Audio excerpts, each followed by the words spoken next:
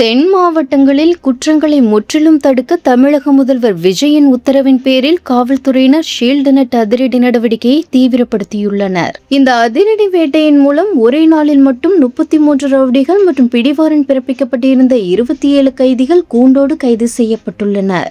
மேலும் கடந்த 24 மணி நேரத்தில் மட்டும் குற்றப்பின்னணி கொண்ட 261 நபர்கள் உட்பட மொத்தம் 3295 சந்தேக நபர்களிடம் தீவிர விசாரணை நடத்தப்பட்டுள்ளதோடு முக்கிய சந்திப்புகள் மற்றும் மாவட்ட எல்லைகளில் வாகன சோதனைகளும் பன்மடங்கு தீவிரப்படுத்தப்பட்டுள்ளன.